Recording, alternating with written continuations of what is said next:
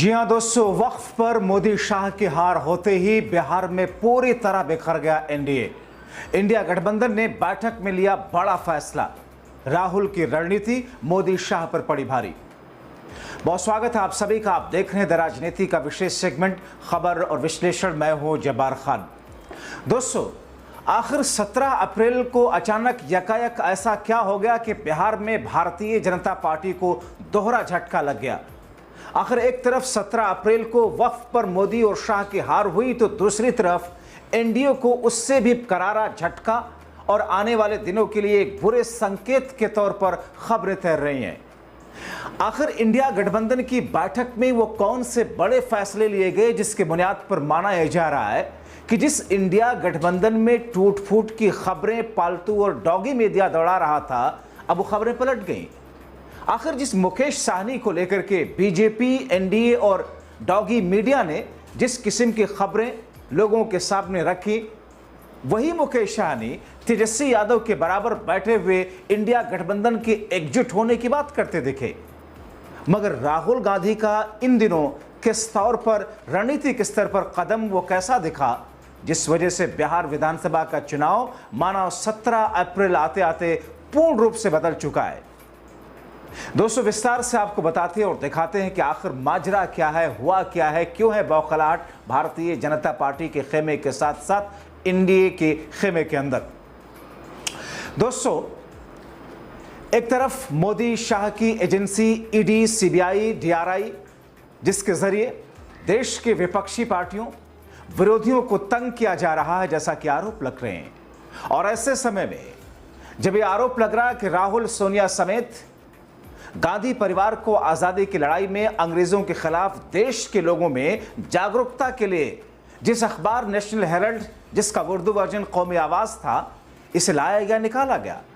और ये वही समय था जिस समय संघ और भारतीय जनसंघ पर अंग्रेजों की मुखबरी का आरोप लग रहा था। खैर, उस पर कभी अलग से आपको तफसील से जानकारी दूंगा। मगर इस बीच में जब ईडी, नेशनल हेराल्ड मामले में केंद्र की मोदी सरकार की एजेंसी और इसके शरीक दूसरी एजेंसियां राहुल, सोनिया, प्रियंका को परेशान कर रही हैं, तो कांग्रेस कार्यकर्ताओं ने देश की राजधानी दिल्ली, यूपी, बिहार समेत गुजरात, लखनऊ में पूरे देश में राहुल, सोनिया के लिए सड़कों पर उतर करके गांधी परिवार जिंदाबाद, राहुल शेर है जैसे नारे लगाते हुए कहते हुए सुनाई दिए कि जब जब मोदी डरते हैं, पुलिस प्रशासन आगे करते हैं। यह तो एक ऐसा सिनारियो है दोस्तों, जिसमें भारतीय जनता पार्टी को शायद खुद भी इस बात का एहसास हो रहा होगा कि आखिर देश में चल क्या रहा, जनता के बीच में मैसेज कैसा पहुंच रहा। मगर दोस्तों, इस बीच में राहुल गांधी ने बिहार विधानसभा चुनाव के लिए ऐसी रणनीति तैयार की जिससे मोदी शाह की हर रणनीति धराशायी होती जा रही है। बिहार चुनाव को लेकर इंडिया गठबंधन की जो 17 अप्रैल की बैठक हुई, जिसमें तेजस्वी के नाम पर सीएम के चेहरे के तौर पर सहमति बनी, जिसमें मुकेश साहनी को लेकर के बीजेपी, एनडीए और पालतू और डॉग मीडिया महागठबंधन छोड़ करके एनडीए और बीजेपी के साथ आने के दावे कर रहे थे, उस दावे की हवा निकल गई। मगर दोस्तों, इस बीच में भारतीय जनता पार्टी और एनडीए में ऐसा घमासान जरूर मचा हुआ है जिससे बिहार से लेकर के देश की राजधानी दिल्ली तक बौखलाहट ही बौखलाहट एनडीए और बीजेपी खेमे में है। मोदी बौखलाए हैं, शाह बौखलाए हैं, और इसी बीच में नीतीश और चिराग ने उनकी बौखलाहट को और ज्यादा बढ़ा दिया। दोस्तों, आखिर क्या है नीतीश चिराग के तूफानी कदम जिस कारण एनडीए बिखराव की तरफ बढ़ रहा है। दोस्तों, जिस बुनियाद पर यह कहा जा रहा है कि जिस एनडीए को सहेज करके मोदी शाह बिहार के अंदर अपना मुख्यमंत्री बनाना चाह रहे थे, वो एनडीए मानो बिखर चुका है।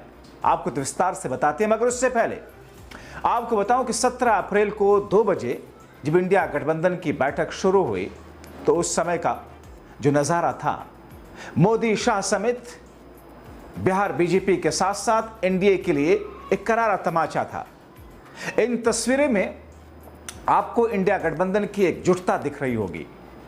वो मुकेश कुमार साहनी जो इंडिया गठबंधन छोड़ करके एनडीए की तरफ जाने की, जिनके बारे में अफवाहें फैलाई जा रही थी, वो मुकेश साहनी सबसे आगे फ्रंट में तेजस्वी यादव के बगल में बैठे हुए दिखे, जिन्हें बीजेपी ने ऑफर तक दे दिया था, जिनके बारे में यह दावा बीजेपी और एनडीए के लोग करते हुए नहीं थक रहे थे कि मुकेश सहनी भारतीय जनता पार्टी के साथ में आने वाले हैं।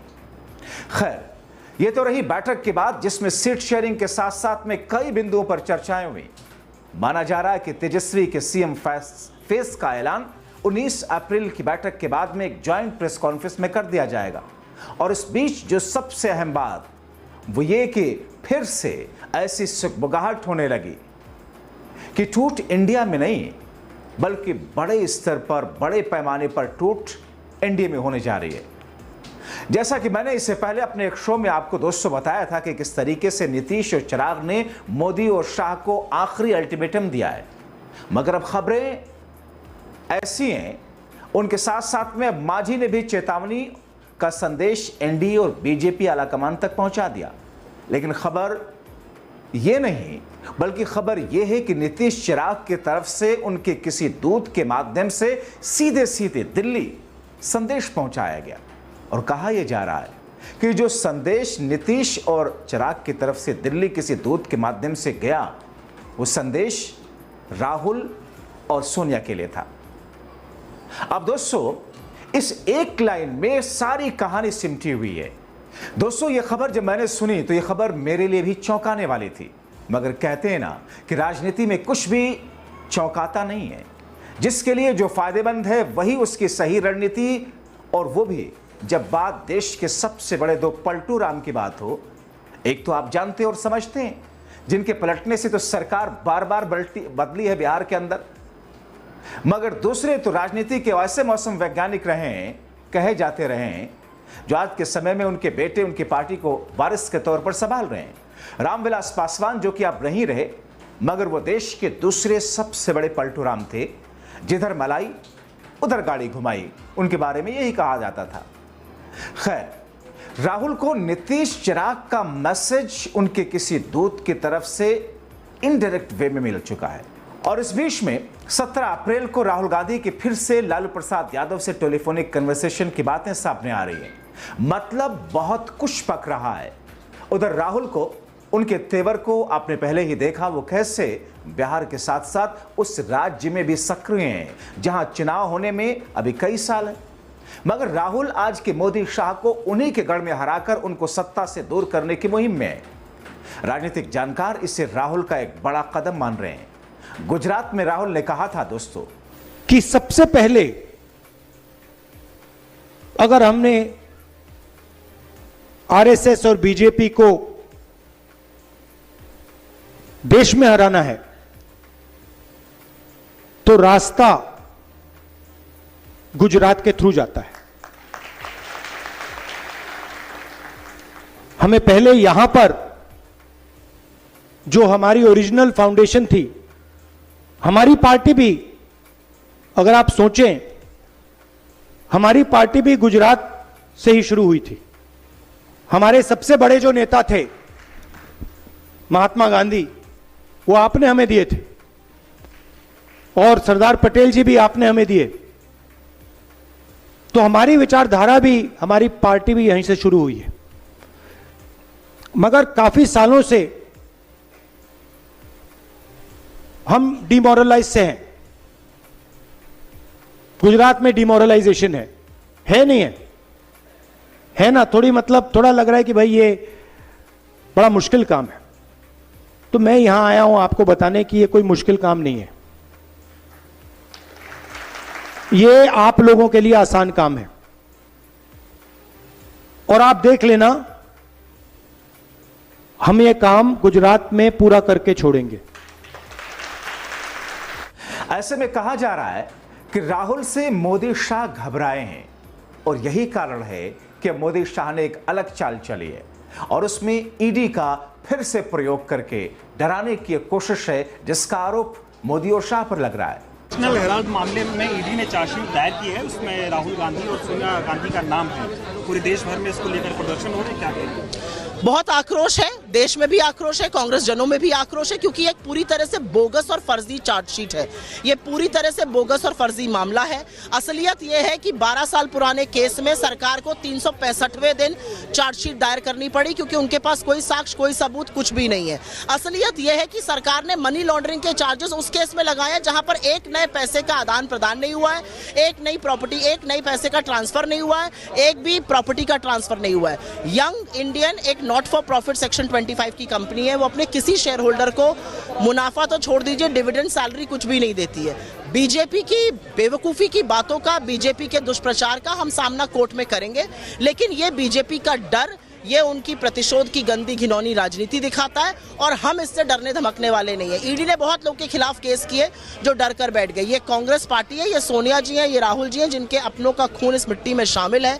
ये आपका पर्दाफाश करते रहेंगे, आपकी विफलताओं को बताते रहेंगे, ये आपसे डरने वाले नहीं है। तो दोस्तों, ऐसे में जब ईडी की पोल खुल रही है, नेशनल हेराल्ड पर ईडी की पोल खुल रही है, वक्फ पर मोदी शाह की पोल खुल रही है, बिहार में बिखरता हुआ एनडीए, बिहार में नीतीश चिराग का मोदी को चेतावनी, बिहार से नीतीश चिराग को राहुल को संदेश, बिहार में इंडिया गठबंधन की बैठक, बहुत कुछ चल रहा दोस्तों पर्दे के पीछे। मगर इन तमाम चीजों के पीछे जो कुछ है, माना यह जा रहा है कि अभी तत्काल उसकी असली तस्वीर आप तक नहीं पहुंचेगी, समय लगेगा, क्योंकि चुनाव में भी बिहार के अंदर तो समय है। मगर इस बीच में बिखरता हुआ और टूटता हुआ एनडीए मोदी के शाह के लिए एक ऐसी तस्वीर और एक ऐसी स्थिति लेकर के आ चुका है जिसकी बुनियाद पर यह कहा जा रहा है कि बिहार तो बीजेपी या मोदी शाह के हाथ से पूर्ण रूप से फिसल गया। आपने देखा होगा इस बीच में किस तरह के सर्वे सामने आए, आपने देखा होगा इस बीच में नेताओं का आपसी मेलजोल किस तरीके से देखने को मिला, विरोधी दल के नेताओं का। मगर इन तमाम चीजों के बीच में मोदी शाह के लिए मानो ऐसा लग रहा है जैसे शायद वाकई ये उनके राजनीतिक दौर का अंतिम दौर चल रहा हो। आप क्या कहते हैं? अपनी बात, अपनी राय कमेंट बॉक्स में जरूर लिखें। फिलहाल अभी के लिए इस वीडियो में इतना ही। जागरूक रहें आप, दूसरों को भी जागरूक करना आपकी जिम्मेदारी है। उन तक पहुंचाएं खबर को शेयर करके। और अगर आप बिहार से ताल्लुक रखते हैं तो फिर आपकी जिम्मेदारी ज्यादा बड़ी है। बहुत शुक्रिया।